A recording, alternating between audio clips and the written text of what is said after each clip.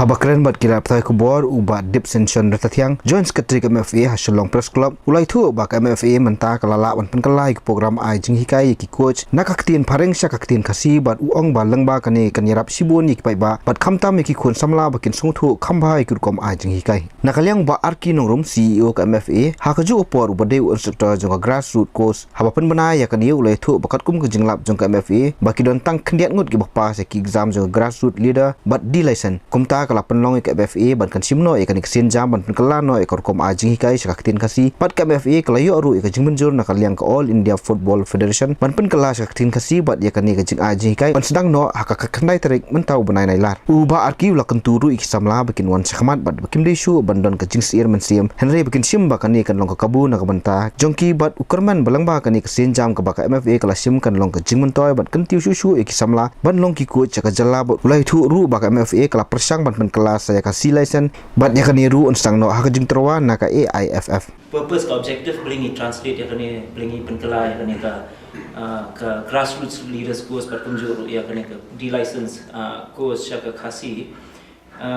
porngele survey ni yo kuai ka jing te baka man ka porngin dele ka grassroots bat ka D license khamtam ki bon bhan ki ap samot ni si yo ki pass tang maybe 20% and 10-15% pass te kawai kaba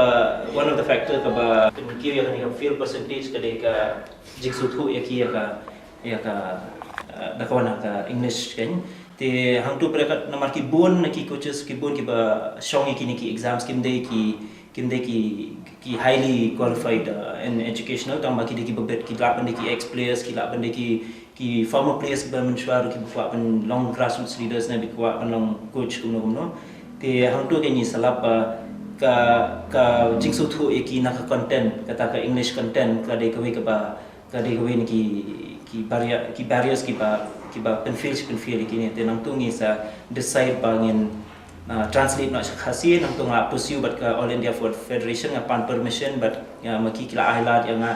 ni kum ka MFA bagin move forward but kata ka translation di sena yo ya kata ko head ke green signal na ka AFF ngalit kendu sya ka ngilit sya ka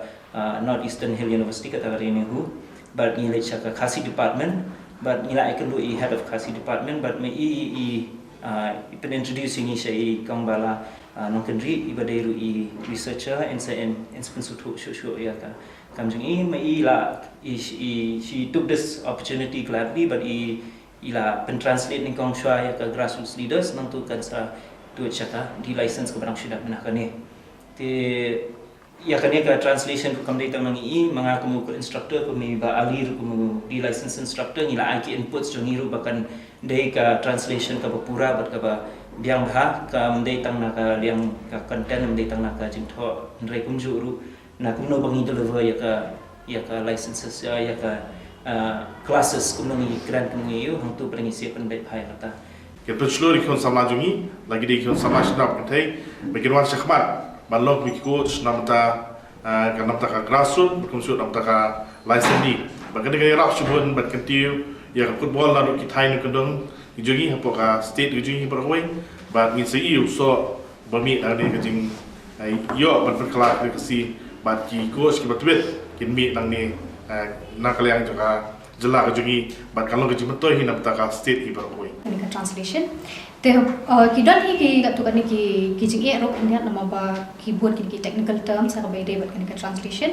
te hendrai da jing rap lang jong imam professor dan kamal ki ba vet kan ka bangan translate banga nang ta de iba arkin ta ba aling ye shang la ibat ki bangan yo bangan so tho no ki spanga lo ki biching batai e lo bay de kan ka program